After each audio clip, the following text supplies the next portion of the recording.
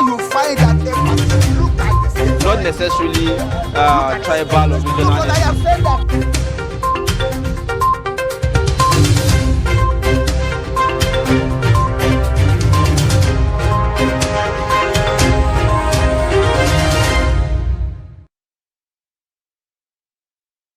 Thank you for staying with us. You're still watching Daybreak on Trust Television.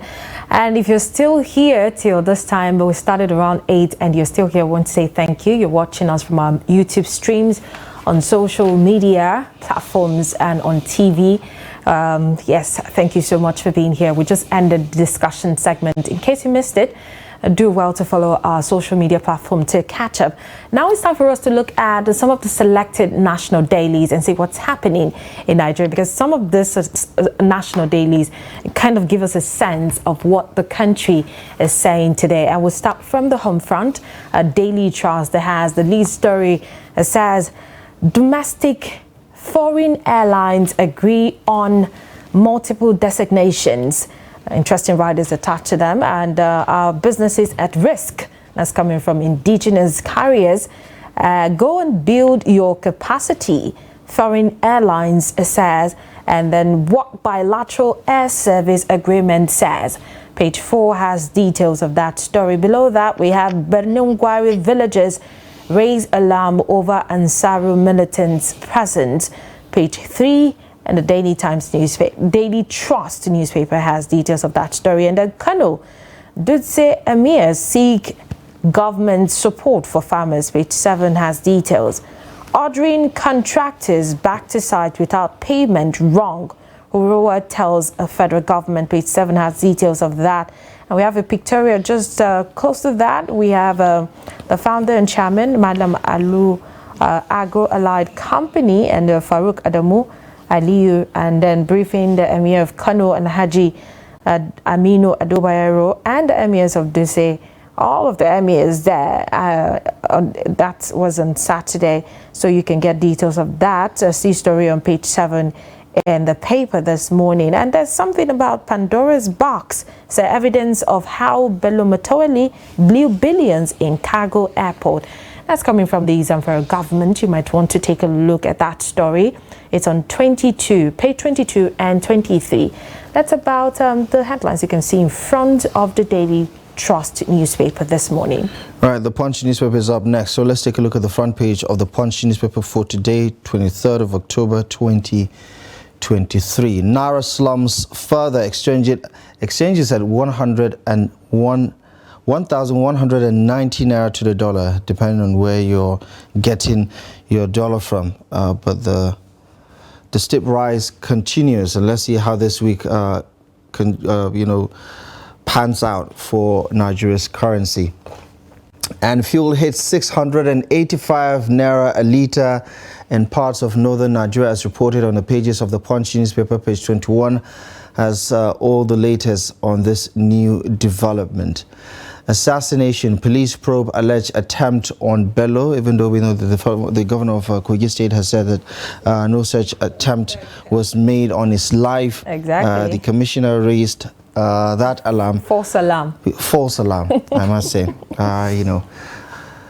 But read all the details about that development on page 20, including the take of the Kogi State governor, the man in question. Below the nameplate, 3-year blueprint. Federal government plans 26 trillion naira borrowing, 29 trillion naira for debt servicing.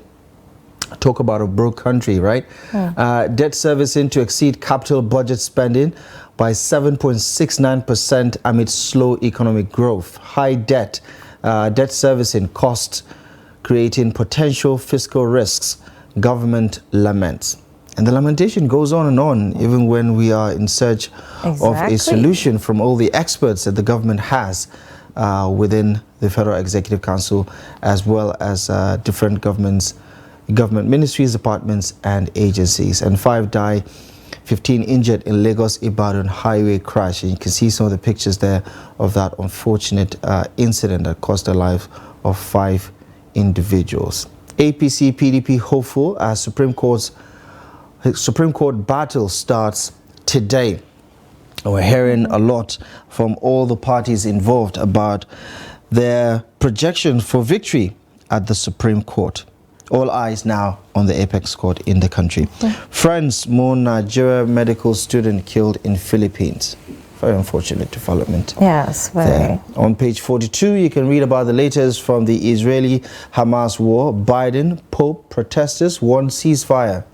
Well, it's safe to say that when he was in Israel, he didn't call for a ceasefire, but, you know, a lot of the rest of the world had their take on the U.S. president's visit to Israel just a couple of days ago. But those are the latest stories on the front page of the Punch newspaper for today. So let's take a look at the stories in The Guardian.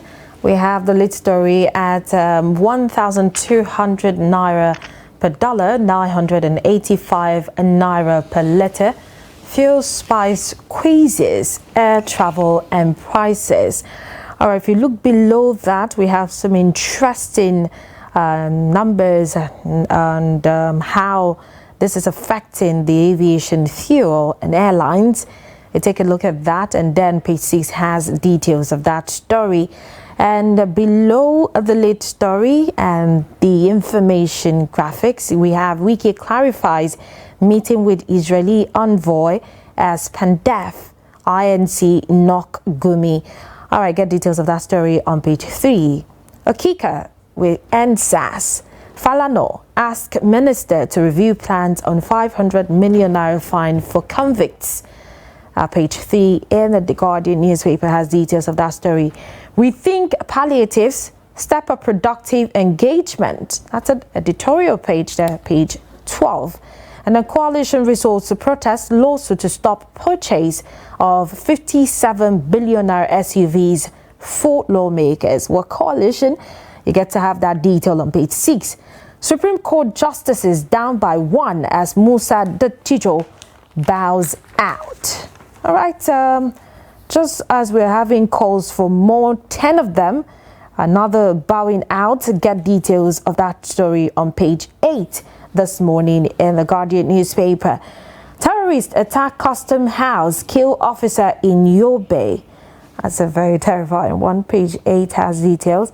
And then Atiku's aide tackles Tinubu over forgery allegation.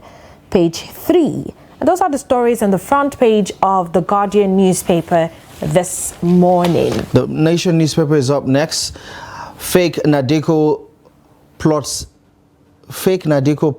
Santi Tinubu campaign. US APC raises alarm. What is that all about? Take a look at page 124. So there's a lot of prints from the pages of the Nation newspaper this morning. And in other news, Lagos halts illegal land reclamation in Ikoyi and Lekki. Page 123.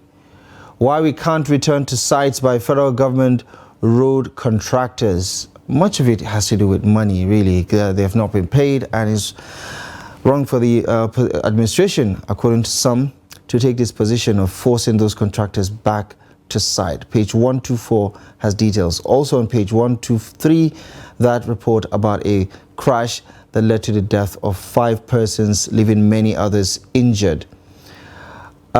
States or pensioners 1 trillion naira.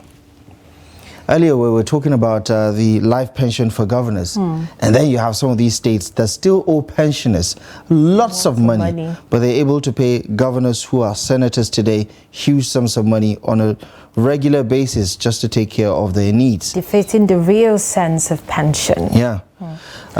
So that story is available on page 9 of the Nation newspaper.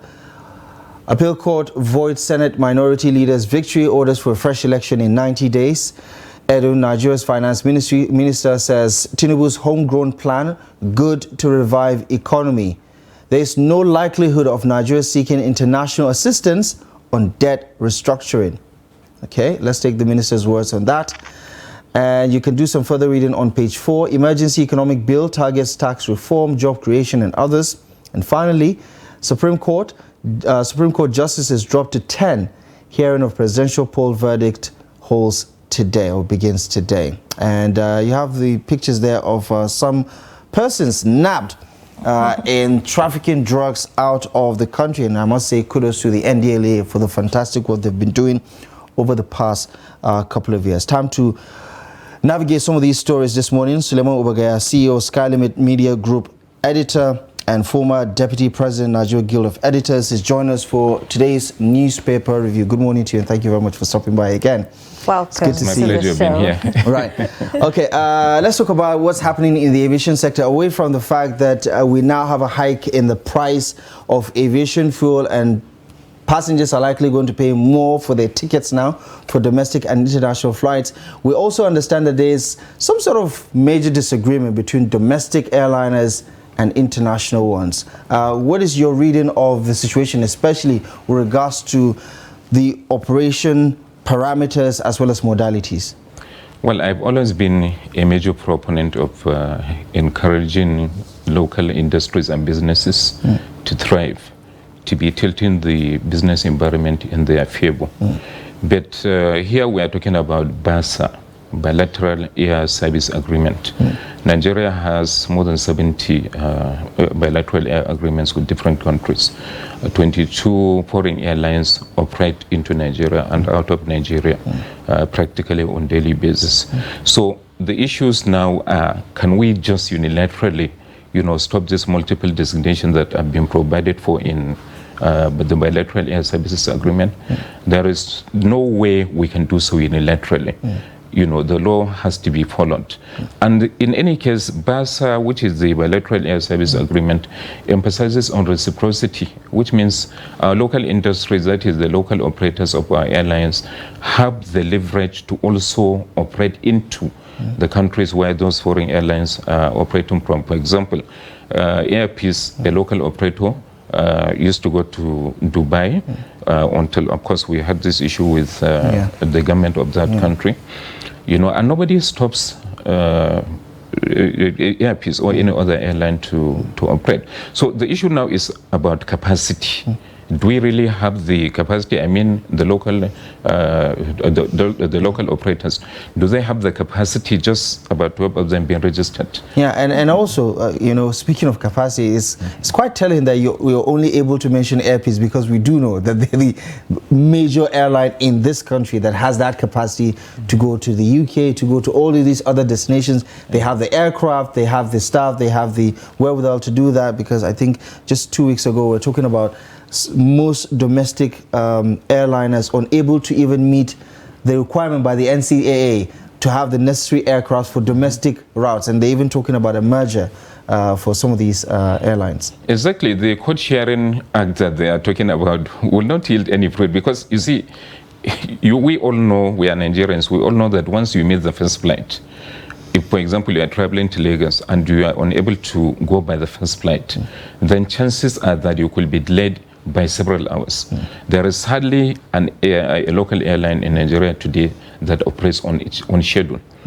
So and if you are talking about code sharing, understanding that is between the local and foreign airlines, the local operators are emphasizing on the need for the regulatory authorities to allow them to be ferrying passengers on behalf of the foreign airlines, rather than allowing the foreign airlines to be operating all these airports. But the issue is, let's say a foreign airline is taken up at 9 a.m. or let's say 12 p.m. and it has an agreement with a local airliner to lift its passengers, for example, from Abuja to Lagos or Abuja to Maiduguri, where the foreign airline is taken up. What are the chances, or what guarantees will the local airlines give that they are going to take up on time? So this, you see, that's where the issue of capacity comes in. Yeah, that's where the issue of capacity comes in. And there is also one thing, even though we can be proponents of the growth of local industries, if you look at the rise, for example, the Buhari administration has recorded massive achievements in terms of improving capacity of our local producers. But what is the price of local rice today? It's practically almost the same with the foreign rice.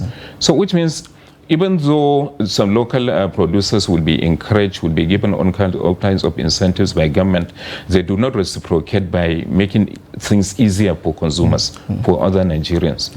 Right. And I suppose that's where a part of the problem is. Exactly. Let's talk about this whole security situation in Kaduna, for instance, where a particular community is calling for help because Ansaru is somewhere within their vicinity and they're nesting, recruiting some of their youths, marrying some of their daughters, and all their effort to get them to leave is proving abortive, even though we hear that the police is doing its best to mitigate and curtail some of these extremist groups from operating in these rural communities. What are your thoughts about our inability to really nip this insecurity in the bud and how it is still, growing across different parts of this country?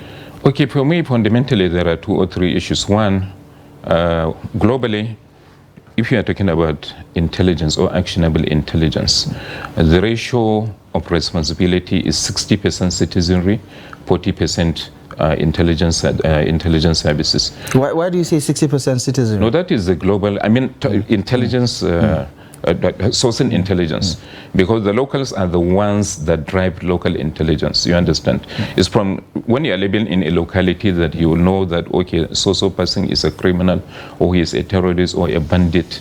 If you are unable to relay that information to the intelligence services, then you are failing in your responsibility. So that is why globally the standard is 60% role should be played by the citizenry. We are talking about intelligence, not security, because fundamentally there are 2 issues. There are 2 different things. You understand? So information they're talking sharing. about this village in Brunungwara local government. They have already satisfied that requirement by alerting the government about the reality. The second component is our politicians. Are they going to allow the system to work properly? If today there are job offers, chances are that our legislators, our governors, our ministers are going to appropriate almost all to themselves. They would hardly allow a son or daughter of nobody to take even 1 slot. So that creates a void which is now being filled by these criminal elements. You have a degree, you have master's degree, or you have diploma or NCE, yet you are unable to secure a job. Even feeding has become a tug of war kind of. So chances are that since not everybody has strong heart, a lot of people can easily be lured to criminality. That is why it's so easy for our criminal elements, the terrorists, the bandits, to always hire from within the rank of our youths in Nigeria. It happens almost every day, and that is why even though the security services keep depleting the criminal elements, killing them left, right, and center, their numbers continue to scale off simply because their ability to recruit is almost limitless. And for some people, much of the concern around insecurity of banditry and militancy to some extent is rural based. And does that signpost why the problem is, eluding the attention of people in power? Because it's mostly people in the rural areas that have to deal with situations like this. Yeah, you are completely right. Another issue, of course, is the abandonment of the rural communities by our respective governments. For example, one of the complaints often lodged by the security services is that their ability to move fast to areas where a certain criminal or terrorist activity is taking place is always been hampered by bad roads. And of course, you have bad roads in situations where those in power hardly play those roads. You remember a time, I think about 3 years ago, or I forgot how many years anyway, maybe 4 or 5 years ago, when Abuja airport was being repaired and it was closed. The airlines were operating from Kaduna. You remember there was a very speedy rehabilitation of the Abuja-Kaduna highway. Just because the powers that be will now be applying on that road. So these are the kind of things, people complain about the fact that, okay, they will say, we have called the security services and they have not been able to come, or they only arrive after a criminal activity has taken place. The reality is the roads are bad. And we know that is why even the roads exist. In many places, the roads don't even exist. So how do you expect them to move past to curtail a certain situation. Those bad roads usually work in favor of the criminals because it also Exactly. makes it easier for them to even ambush some of our security operatives, Exactly. you know, on their way to Exactly. provide help. Now let's take a look at this. Just a few days ago, a House of Representative member was talking about, you know, we need more justices in the Supreme Court. And now Justice Dattijo bows out, and that leaves us with looking for 11 more. And you know what is happening in the judicial arm of government now. What does this say for, you know, all of the court cases and all of the problems in the judicial system? You see, I keep getting amazed that in Nigeria, very simple things become rocket science to us. I do not see why, for example, whereas the law provides for, I think, 22 or 24 21. justices. Okay, 21 Yes. justices for the Supreme Court. We are now ending up with Just 10. 10. Why? There are very competent justices of the Court of Appeal that can easily be promoted to the Supreme Court, so that this kind of void will not have to exist. Why do we allow it to exist? Is it that there are some people out there that want to sabotage the system or want to perpetrate injustice? There are so many questions to be asked. I do not see why this kind of thing should be happening, especially in an election year, after so many petitions. So many governorship petitions, so many, even the presidential election is being hotly contested by the three major political parties, the first, the second, and the third, that is APC, PDP. And we still have some coming up from the states, Exactly. and even the House of Representatives Exactly. or the Senate. Somebody, a lawyer, a very senior lawyer said, if you have a civil case in the Supreme Court, it will take 20 years or so before the Supreme Court gets to hear of such a case, because That's a long time. political cases have inundated it, and I think this Exactly. the Chief Justice himself has pointed that out during the inauguration of some of these senior advocates, saying that, listen, they've been overwhelmed and inundated with all these election matters, political matters, and it clogs the wheel of the judicial administration process itself in the country. It also emphasizes the need for our political players to try to get it right. For example, even fielding candidates in various positions, why don't the political parties do their vetting? Yes, let them do the proper vetting, so that we do not end up with situations where false certificates questions are asked about forged certificates. In the Supreme Court. It's so ridiculous. Very interesting developments there. We would have loved to unpack some more of these headlines, especially around the economy, but for time, we're going to have to leave it here for now. Mr. Suleiman, as always, thank you very much for joining us on the program. Thank you so much. Really appreciate you very much for stopping by. All right, and that is our show for today. Thank you most kindly for joining us on Daybreak on Trust TV. We'll be back tomorrow live, exclusive at 8 a.m. Until then, my name is Abdullahi Ahmed. Thank you for watching the program. Good morning. And my name is Martia Umar. 360 Sports is next on Trust Television. Stay with us.